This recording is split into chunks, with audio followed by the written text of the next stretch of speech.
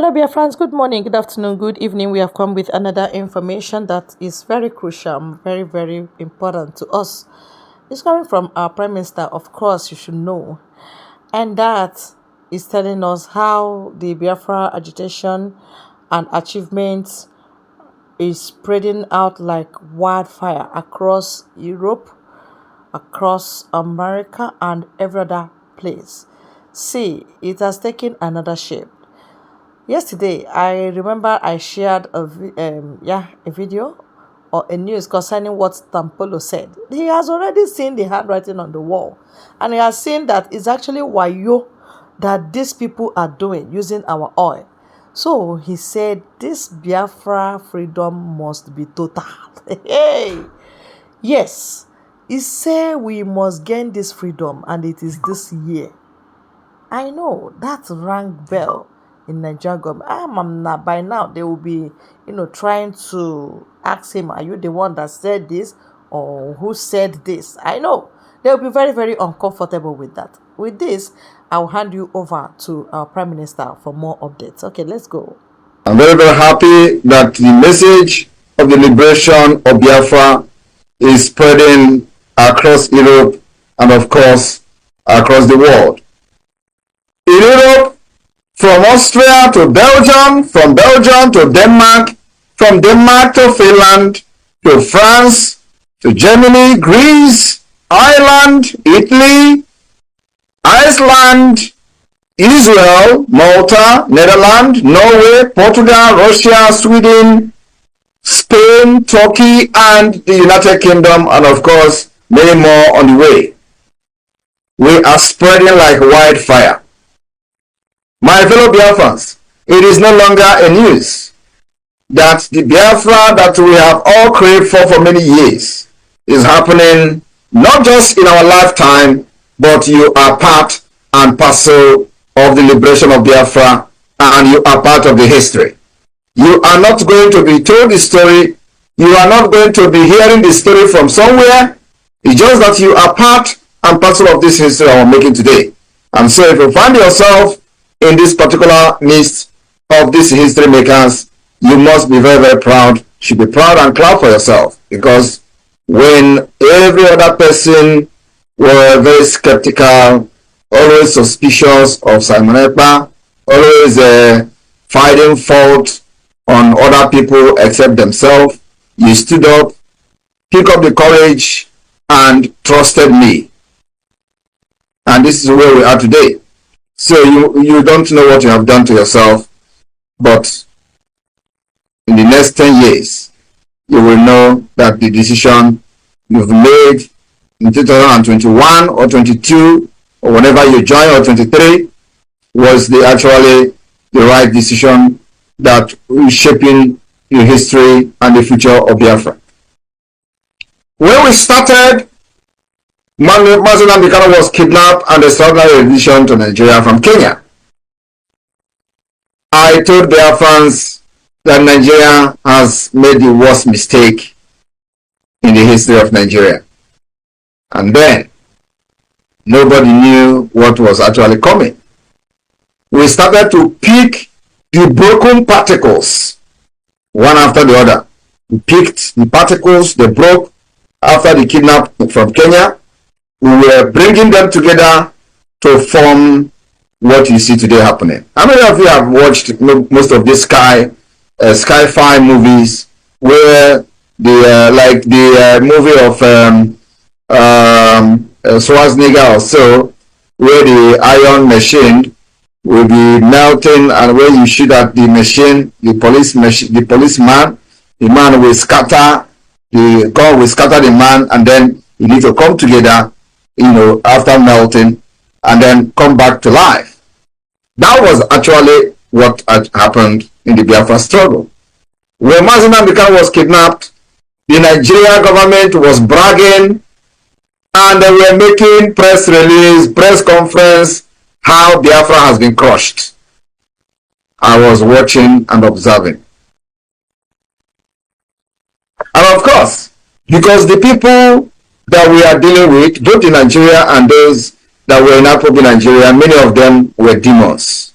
I mean, demons is really demons. They started to go and do consultations to find out who Simon Ekpa is. And each time they make consultation, they always tell them, that guy is real. He's real. You need to stop him. You need to stop him. And that was how the attack against me started. And the only reason was to stop somebody who is actually genuine, because they were never genuine. So I promised Biafrans that we are going to bring our freedom from diaspora. Many people still did not understand. Even many of you today who are here did not understand what I meant by that. That we will bring our freedom from diaspora.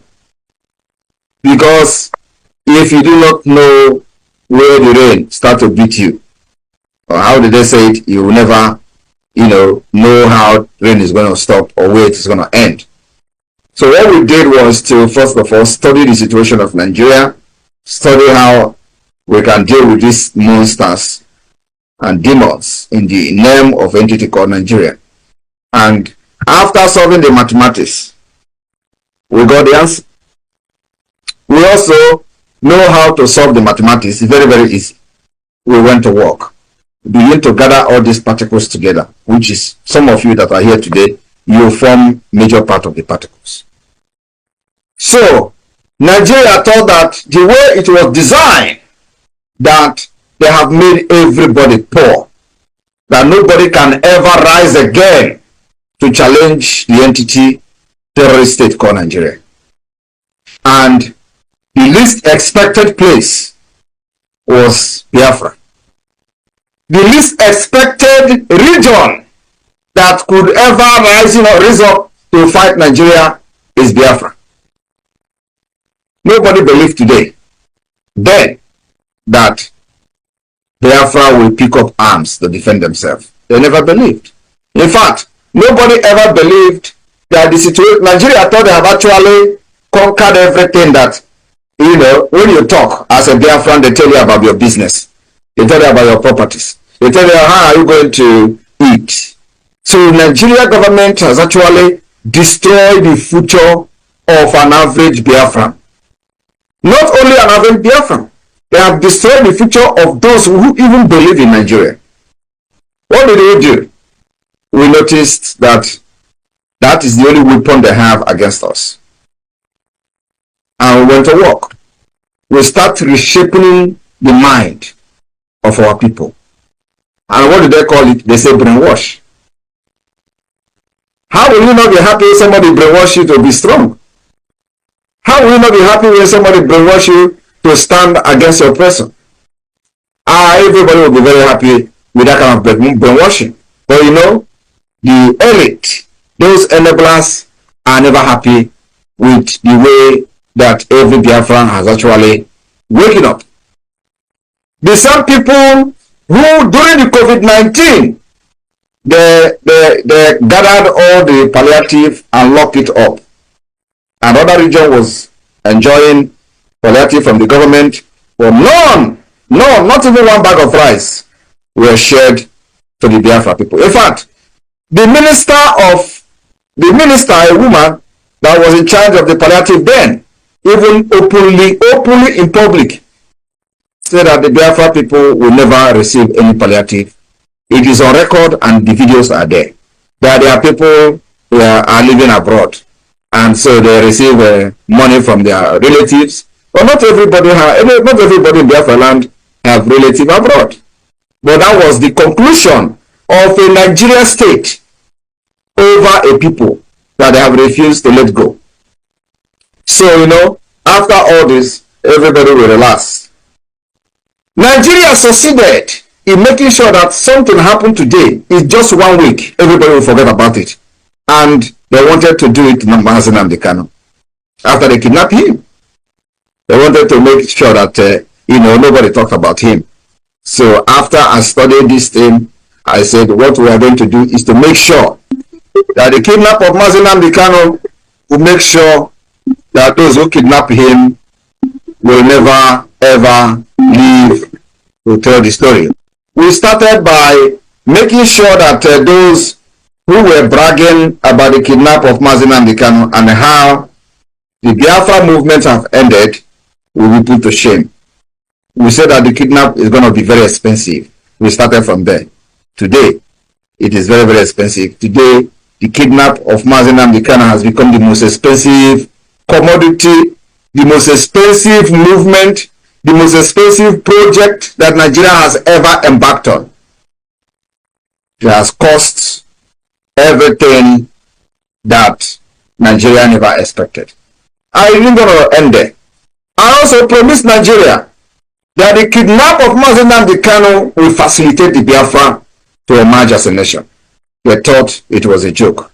So we used that kidnapping to become what we are today. That is the reason why Biafra is flying all over the world. And let me also tell you,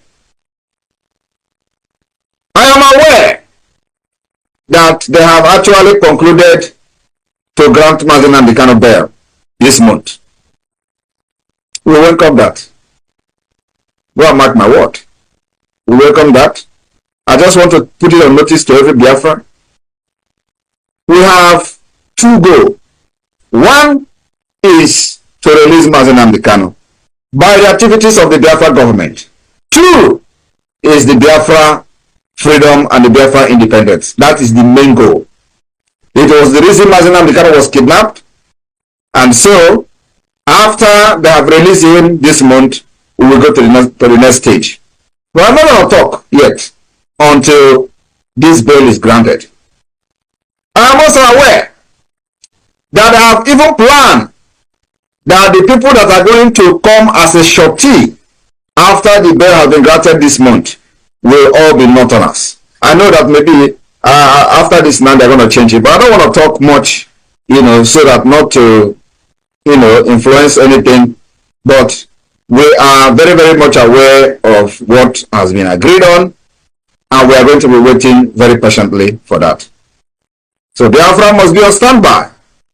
Once he is released, one of our objectives has been achieved, and then we go to the next one.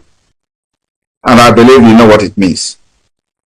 So my fellow Biafra, today we have decided that the delegitimization of the Nigeria terrorist state within Biafra land will be taken to the next level. And that's why today we are locking down the Nigeria institutions in Biafra land, because it is this institution that generate money, they generate fund to fund the terrorism against our people.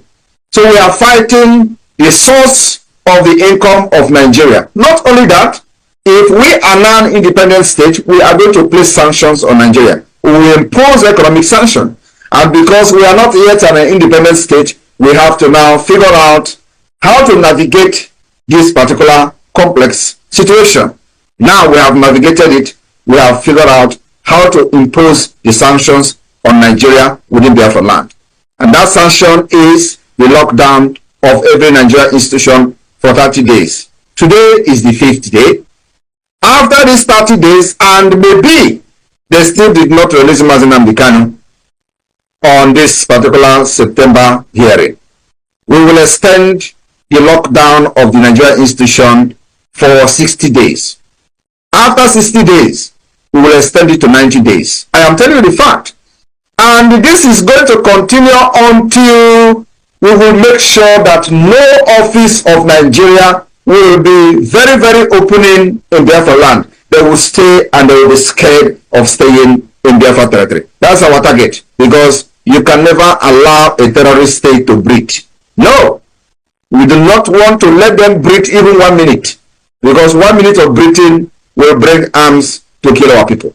So we will never allow them to breathe in Biafra land. So after these 30 days, we will give them maybe 1 week break, and we'll come again for 2 months. And let me tell you, we still have a long way to go. 25 days is still remaining from the 30 days. 25. It tell those who think they have violated this particular order by the Biafra government will have themselves to blame. I am telling you the fact. So we will make sure that the delegitimization of Nigeria will continue to enter new dimension at every stage and every point in time. This stage 1 is this 30 days. And this will continue until we go to November, when our convention will start on the 29th of November in Finland. And of course, by then, you don't need to know, I don't need to tell you what will be happening in Nigeria. Because you know now they have seen the green light and they are running up and down, consulting with the European Union, consulting with whoever they are consulting with, and all that. They even agreed and have paid one country heavily to hack into my account. And the country actually collected the money to hack my phone, to hack my X account, to hack my email. And I tell them that I am in Finland, a nation of innovation and technology. If you can hack my phone and hack my email and hack my X account, then I know that Nigeria have actually done very well. That will never happen. So, but I'm aware that that is the plan, and they have paid money this week, this last week, and we're waiting for them. So my fellow Biafrans, we are going. I just want to encourage all of you, stay very strong, do not panic. We have beaten Nigeria hands down. Nigeria can never rise again. And just like the pronouncement has been given, Nigeria is nosediving and have nosedived. Nigeria is a collapsed country, is a failed state. It has met every requirement as a failed state. I don't understand whether many of us actually know what failed state is all about. There are, there are requirements that, category where you categorize, a state, and the state will become a failed state. Nigeria has met all these requirements as a failed state. They are now unable to solve their political and economic problem and crisis.